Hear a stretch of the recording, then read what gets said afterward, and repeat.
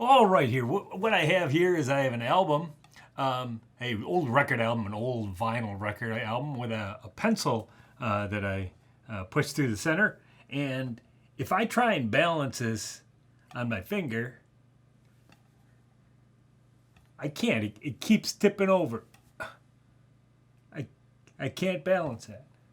But on the other hand, if I were to take this and I were to spin it, ow, ow, ow, ow, ow, ow, ow, ow. Notice how it stays?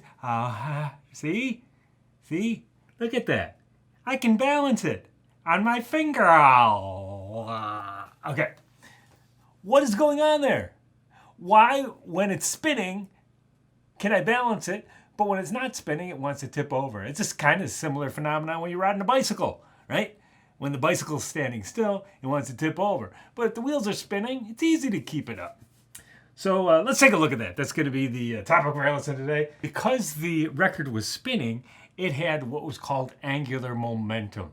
And because there was no net torque on this spinning record, angular momentum was conserved, right? And that meant that the angular momentum, which was actually, let's see, that's spinning like that, was actually pointed towards the ground. It had to remain pointed towards the ground. But let's take a look. So we remember when we were studying linear objects that we had something called linear momentum. And if we had an object A and it had a velocity 0 and it hit another object B, and then these are just kind of floating in space, I guess. And then they would hit together. Let's say they stuck together, right? So A and B kind of stuck together, and they would go off with some velocity afterwards, right? So we said that there was this quantity called momentum, and momentum is an object's mass times its velocity.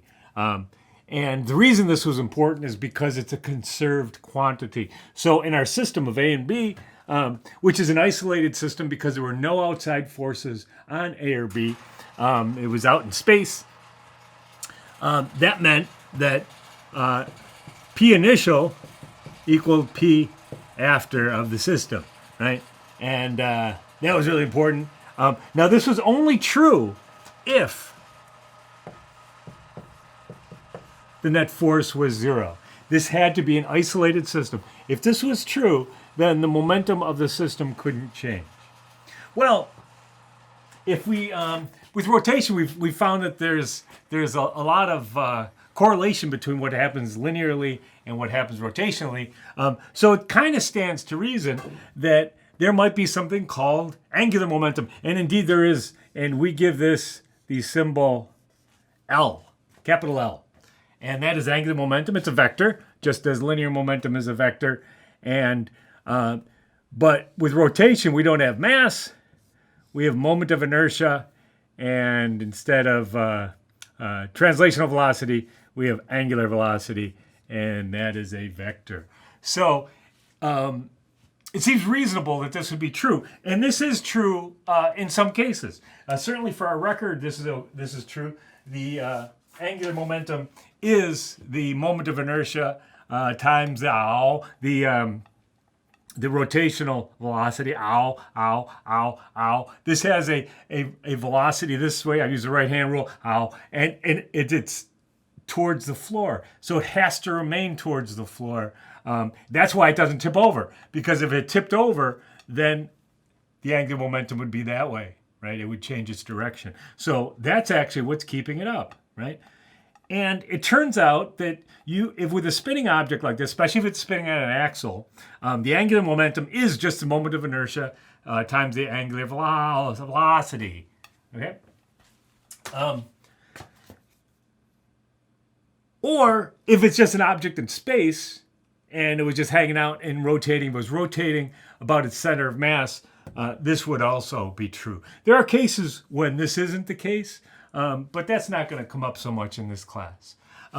So why don't we take a look at some examples of this. A common example of course, is the ice skater, right? The ice skater is on the ice and they start spinning, and they usually get this spinning by pushing off their leg, and that gives them a torque about the other foot, and they start rotating around the other foot. Now, once they start rotating on one leg, they can't change their angular momentum. It's fixed because they're more or less an isolated system. Now, let's talk, what does that mean with angular momentum?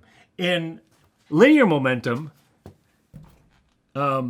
momentum was conserved, and let's say this is 2, angular momentum is conserved, as long as what? Right? In this case, sum of force equals 0. Well, we don't have force in rotation, we have torques. As long as there is no net torque on the system, angular momentum is conserved. So with your ice skater, once they push off the ice and start spinning, that angular momentum can't change because they really can't apply much torque when they're just spinning on one leg. So what do? They change their moment of inertia, right? So they can change their speed quite a bit. And you see them do it all the time, right? They start out and they're kind of leaning out like this, and they got the leg out, right? And they got a real high moment of inertia because a lot of their mass is outside the axle of rotation. So what they do is they pull their arms in or kind of try and get their mass over the spinning part of their leg, the axis part of their leg, and that will speed them up. So they can speed up and slow down, as you can see here with our figure skater right there, doing all kinds of fancy stuff, right? Also in diving, here's an example of diving. So the guy's on the platform, and he's about to dive off. He does a couple things. You'll see at first he's just standing there, and the center of mass has to be over his feet so he doesn't tip over. He's standing on the edge, just 10 meters up, better not fall, that'd be embarrassing. So he's standing there, and he does one of these. He throws his arms. Now, one thing that does get his whole body rotating a little bit about center of mass, but another thing it does is it moves the center of mass farther out in front of him, and then when he pushes like that, he is applying a torque. Or when he's not applying a torque, actually, the platform's applying a torque. He's pushing into the ground, into the platform, and the platform's applying a torque about his center of mass, which causes him to rotate. Now, once he's in the air, he cannot affect his angular momentum. He can affect his speed by changing his moment of inertia. So you'll see initially, he will tuck really tight to get his lowest moment of inertia, right? Get as much mass towards the point of rotation as possible. And then what he'll do is, because they want to open up, they want to go into the water straight down because they got that rule, man. You splash and you're done. No splashing. You want to go straight in. So what he does is, as he gets to the point where he wants to go head first in the water, he slows his rotation by unfolding his legs a little bit, sees where he is, and then right when he sees got the angle right, he'll completely open up, which will really slow down his rotation. So hopefully he times it right and goes in the water straight in, no splash, and he gets Olympic gold. All right. So those are examples of an object and maintaining its angular momentum while changing the angular speed. Right. The angular momentum remains constant, but the speed can change just because they can adjust their moment of inertia. Let's take a look at, now that's kind of easy to understand because we have this analogy, but angular momentum is actually more general than this. Something can have an angular momentum without actually rotating. In general, angular momentum is defined as R cross P. Now, an object does not need to be rotating to have an angular momentum. An object does need to have momentum to have an angular momentum. So when you see that R vector, you got to go, oh, when we talk about angular momentum, we must be talking about a point. You can't just say angular momentum. It's about a point. Now, in the case of something spinning, it's assumed that you're talking about the axis of rotation. But let's take a look at a problem like this. Let's say we got and this was an AP problem like this, probably several of them. Let's say I had a dart going like this, and it had a velocity like that, v0, and a mass m. All right, and it was about to hit a wheel, a rubber wheel that it could stick into. So the thing's going to come and it's going to stick right in the edge of the wheel. Right, it's going to stick right in the edge of the wheel like that. And let's see, that's a wheel that has a mass capital M, right? Has a mass capital M.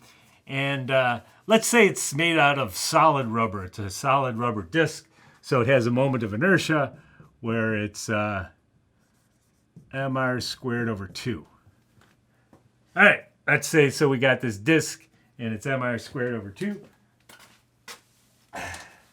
Let's see, is that the right moment of inertia of a solid cylinder? I believe it is. Yeah. All right. All right, so it's going to come in and hit and do that. Now, I'm going to set up a coordinate system. So this wheel's going to turn around its axle, and we want to know how fast the wheel's going to be going after the thing hits it. So here's our X, and here's our Y. And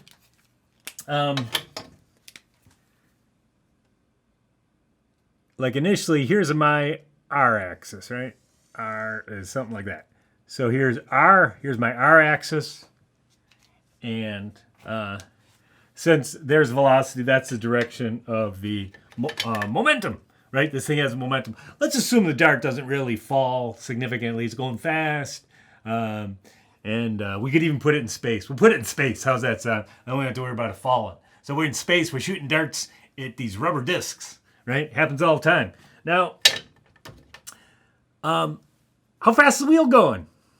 Right? How fast does that wheel go? All right. Well, it turns out that this has an angular momentum about point P, even though there's nothing rotational about it, which is counterintuitive. You'd think that angular momentum would require rotation, but it doesn't. It's going to cause a rotation. It's going to cause rotation of that the wheel right here, but it doesn't have one. It's so the angular momentum is R cross P. All right, so that is going to R cross P. That's going to be into the board. So the direction is going to be into the board. And for calculation purposes, we would call that negative because it's going to cause this thing to rotate like that. The into the board is negative, out of the board is positive. But if we want to find the magnitude, we could do it one of two ways. So we want to find the magnitude of the angular momentum is either R times P perpendicular or R perpendicular times P, right? Again, this is the moment arm. Now, in this case, the moment arm is going to be really useful. For instance, if they ask you a question, what happens to the angular momentum of that dart as it approaches the wheel? And if you just looked at R cross P and you got your momentum vectors here and you had your angle here, now the angle's always changing and R is always changing as it gets closer. V doesn't change, but you got the angle. That's a hard question to answer if you're going to look at the angles and all that. But on the other hand, if you take a look at this and you just look at the moment arm, you will see that the moment arm, which is right here, because here's a line of action. Here's our line of action. This is the moment arm, and it doesn't change, right? This right here, let's say, catches right on the edge of the wheel. And the wheel has a radius R. I didn't say that. Should have said that. I'm going to say it right now. Wheel has a radius R. All right? Now, you can see that as it approaches, the momentum doesn't change because the thing's not slowing down, and the moment arm isn't changing. The angular momentum remains constant with respect to that. Now, if you didn't look at the moment arm, that would have been a difficult question to answer, looking at that and go, what happens to the angular momentum? So the moment arm would be really useful in this case. So let's calculate that. Let's calculate how fast the wheel will be going, right?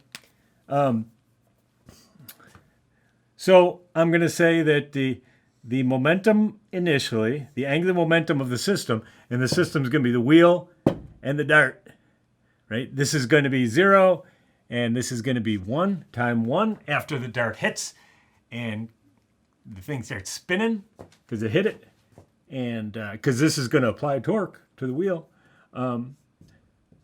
equals that, all right? Now that's true as long as the sum of the torques, if there's no net torque about the system. And there isn't. We're in space, right? And there's no outside forces on either one of these things. Any forces are internal. When the dart hits the wheel, there's forces between the wheel and the dart, but that's not external. All right. So angular momentum before equals angular momentum afterwards.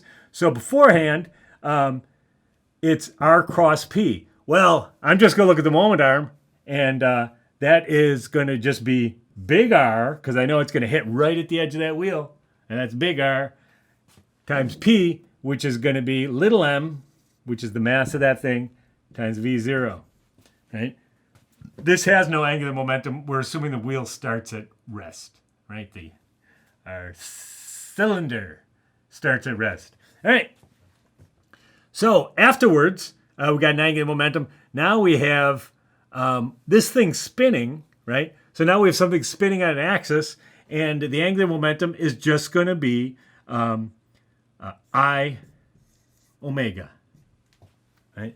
It's going to be I omega. So I just have to figure out what's the moment of inertia of my rubber tire with the dart sticking in it. So RmV0 equals, so I got two moments of inertia. I got the moment of inertia that I started with, which is that big rubber cylinder, or whatever it's made out of, plus the moment of inertia caused by the dart. Well, the dart has a mass m, and it is r away from the point, so it's just little m r squared, right? That's, we got a mass at a distance r, and that is mr squared is moment of inertia times the angular speed. So it turns out that, so that's omega 1. And if we wanted to know, like, how fast is the dart going afterwards, I could just use this relationship that V equals omega R. It's right on the edge. So therefore, omega equals V over R. And then I could just plug that in here and say that's V over R. All right. All right. So if I want to know the speed of the dart, that's the speed of the dart afterwards, right? As it goes around a circle, or this is the angular speed of the whole wheel and the dart and everything. All right. So yeah, there's angular momentum, and angular momentum is defined as R cross P. If you got something spinning around an axle or spinning in free space or something like that around its center of mass, then I can use I omega, where I could say the angular momentum is I omega. I use the right-hand rule to figure out the direction. And what else do we have? Oh, yeah. One other thing. We saw that when we did Newton's laws that a net force, often we wrote it as MA, but more generally, a net force causes a change in momentum. F net equals dp dt. That's the way Newton originally wrote his laws, or his second law. So it stands to reason that the sum of the torques causes a change in angular momentum, and that is also true. So the sum of the torques equal I alpha or cause a change in angular momentum. If there is no net torque on something, its angular momentum cannot change. All right, so that's important. One thing that's kind of interesting is, the reason, like our solar systems, our solar system is like it's like a pancake, right? It's like a record, right? Our solar system's like a disc, right? We got stars and all the planets. Everything's kind of in a disc. And it's like, why is that? That's kind of weird. And it's probably that way in all solar systems. We don't have really good looks at other solar systems because it's so far away. But it makes sense if you think about it, because you have, let's say you start off with a big ball of gas, right? It's all hydrogen gas. It's enormous. It's enormous. It's the size of our solar system. Big ball of gas. Let's assume it's a sphere, right? That's a reasonable assumption. But so now it turns out that you got this ball of gas, and gravity is going to start pulling, and it's a sphere, right? It's in all directions like that. And gravity is going to start pulling, slowly pulling. It's all hydrogen, huge, enormous ball of gas. And over billions of years, it starts collapsing in on itself. Now, this ball of gas is going to have some sort of angular momentum. Just randomly, when things are setting up, it's going to have some angular momentum in some direction. It won't be obvious when it's a big ball of gas, but when it starts collapsing in on each other, you'll all of a sudden see it start moving in a circle.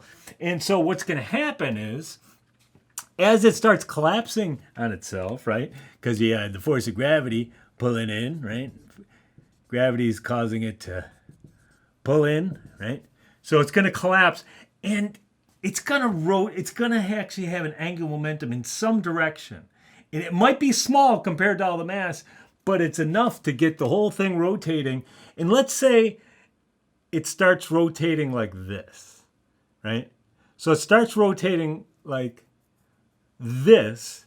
Now, the objects on the outside, because they're going to be moving faster than on the inside, their inertia kind of wants to keep them straight, and it kind of keeps these wider.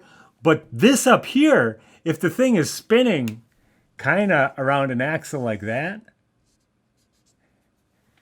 this stuff right here isn't spinning. So it's just going to collapse in. The ones in the top and bottom are going to collapse in. The ones on the outside, because of their inertia, that holds them out. And eventually, the thing just kind of collapses into a disk, right? And then they start clumping up in little hunks, and you get your planets and stuff like that, all this other stuff. But that's interesting. That's why everything tends to be flat like this, because you got rotation, so this part stays wider. This part isn't rotating so much, so it collapses in, and you end up with a flat disk, right? Kind of interesting. Conservation of angular momentum is the reason our solar system is all in one plane. All right. Catch you later.